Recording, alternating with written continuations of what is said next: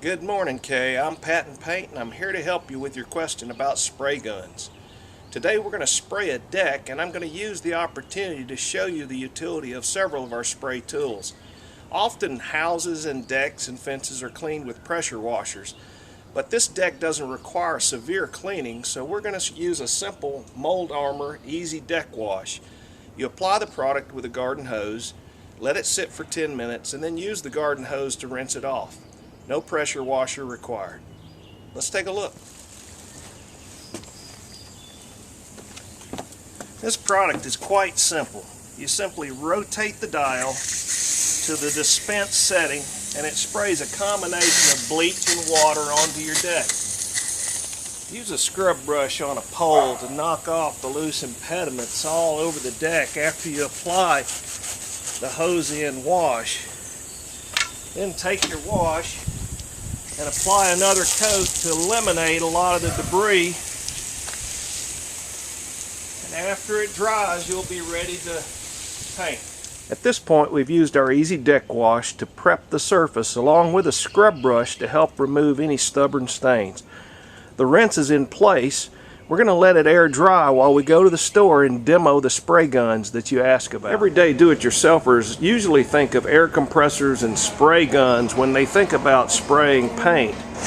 These tools are most commonly used with very lightweight oil, paints, and clear coats. They're not really suitable for use with latex interior and exterior paints. Let's walk over and take a look at the guns you'd use for those products. Sprayers most commonly used with exterior grade paints include sprayers like this airless Graco Pro X7.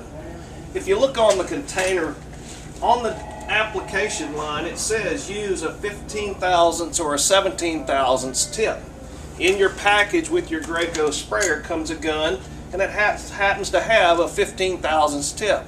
The first number on the tip, 5 on a 515 tip, indicates how wide the fan will be if you hold the gun a foot from the surface. You double the number 5, so in a foot from the surface, you'll have a 10-inch spray fan with a 515 tip. You can buy other tips for narrower boards or for fences that are 4-inch. You might use a 215. A 215 would have a 4-inch spray a foot from the surface. So you can adjust the tips. Tips run about $25 and they're great utility for this particular tool because it allows you to spray a variety of materials and also create a variety of widths in the fan size.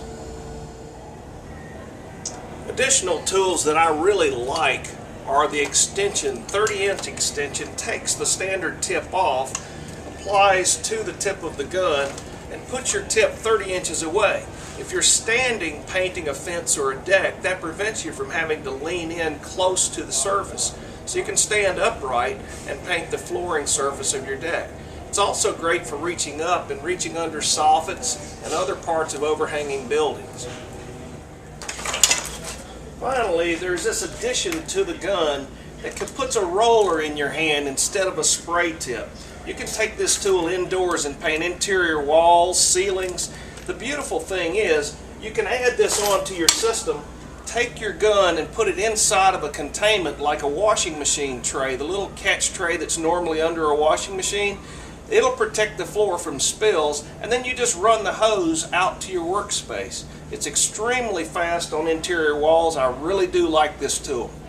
Now that we've seen a few tools, let's go back out in the field and paint that deck and see how these tools actually work. Set your power head to the prime and clean position. Turn your dial on the side to the prime position.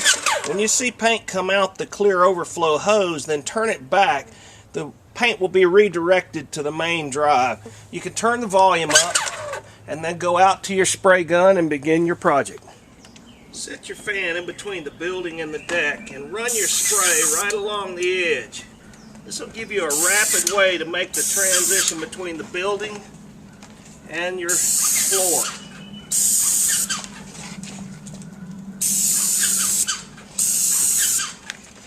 Once you have your cut-in next to the building, the process goes rather rapidly. You can cover a lot of surface area in a really short period of time using a sprayer.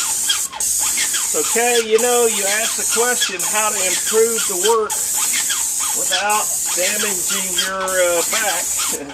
This is exactly how you do it. From setup to finished coat, really short period of time. And you can get a great overflow on this project, get it done, and get back to the things you love. I'm Pat and Paint. Thank you for joining us today on the online community.